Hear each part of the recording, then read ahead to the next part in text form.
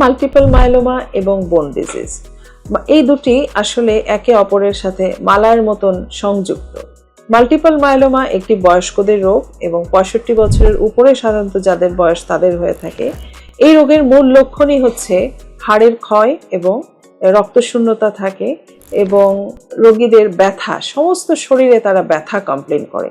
তারা মাজায় ব্যথা, লো ব্যাক পেইন, পিঠে ব্যথা এবং সমস্ত শরীরে যে ব্যথা নিয়ে আসে এবং সেই সাথে রক্তশূন্যতা থাকে। এবং আমরা এই মাল্টিপল মায়োলোমাকে রোগ নির্ণয় করার জন্য বেশ কিছু পরীক্ষা নিরীক্ষা করে থাকি। তার মধ্যে হাড়ের ক্ষয়জনিত যে রোগ সেটি দেখার জন্য আমরা সমস্ত শরীরের একটি লো ডোজ সিটি স্ক্যান করে থাকি। এছাড়াও বিভিন্ন জায়গার এক্সরের মাধ্যমে, বিশেষত স্কাল এক্সরে, তারপরে স্পাইনের এক্সরে, চেস্ট এক্সরে, এগুলোর মাধ্যমে কিন্তু বোন ডিজিজ আছে কিনা অর্থাৎ লাইটিক লিশন আছে কিনা সেটি কিন্তু দেখা যায়। কারণ মাল্টিপল মায়োলোমাতে হাড়ের ক্ষয় হয়, ক্ষয়জনিত কারণে এখানে লাইটিক লেশন তৈরি হয়। এছাড়া রক্তের বেশ কিছু পরীক্ষা আছে, যেমন ইএসআর অনেক বেশি থাকে, সাধারণত 100-র উপরে ইএসআর থাকে, হিমোগ্লোবিনের মাত্রা কমে যায়, ক্ষেত্র বিশেষে সবগুলো সেলই কমে যেতে পারে। এবং এরপরে সেরাম প্রোটিন ইলেকট্রোফরেসিসের মাধ্যমে আমরা স্ক্রিনিং করে দেখি সাধারণত যে এম প্রোটিন বা মনোক্লোনাল স্পাইক আছে কিনা। এরপরে বোন ম্যারো পরীক্ষা একটি অত্যন্ত গুরুত্বপূর্ণ পরীক্ষা, কারণ বোন ম্যারোতে যদি প্লাজমা সেলের পরিমাণ বা অ্যাবনর্মাল প্লাজমা সেলের পরিমাণ যদি বেশি থাকে তাহলে এটি মাল্টিপল মায়োলোমা ডায়াগনোসিসের জন্য খুবই গুরুত্বপূর্ণ একটি পরীক্ষা। এছাড়াও নানান রকমের আধুনিক পরীক্ষা আছে। এরপরে আসলে বোন ডিজিজ নিয়ে যেহেতু আজকে আমরা কথা বলছি, বোন ডিজিজের চিকিৎসায় আমরা দেখে থাকি যে বাংলাদেশে সব ধরনের ইনজেকশন আছে।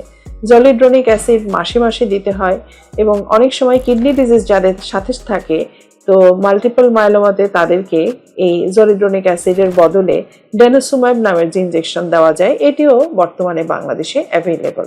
এবং বাংলাদেশে মাল্টিপল মায়োলোমার সব ধরনের চিকিৎসাই আছে।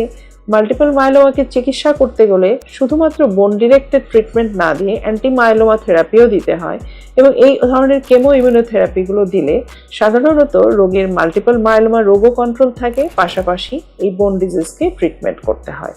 তো এই সার্বিকভাবে পেশেন্টকে কিন্তু লম্বা সময় ফলো আপে থাকতে হয়।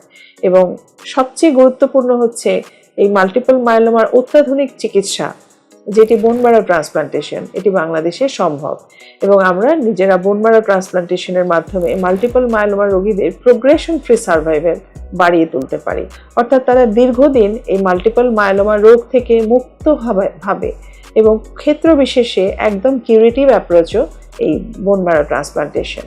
এবং তার চেয়েও পরবর্তী যে অত্যাধুনিক ট্রিটমেন্ট কার্টি সেল থেরাপি, এটি যদিও বাংলাদেশে এখনও অ্যাভেলেবল নয়, কিন্তু সমগ্র বিশ্বে এই কার্টি সেল থেরাপি মাল্টিপল মায়োলোমাতে একটি গুরুত্বপূর্ণ এবং অত্যন্ত জনপ্রিয় ট্রিটমেন্ট হয়ে উঠেছে। আমরা আশা করি ভবিষ্যতে বাংলাদেশে মাল্টিপল মায়োলোমার জন্য এই কার্টি সেল থেরাপি খুব দ্রুত আমাদের দেশের চিকিৎসকরা নিয়ে আসতে পারবেন। ধন্যবাদ।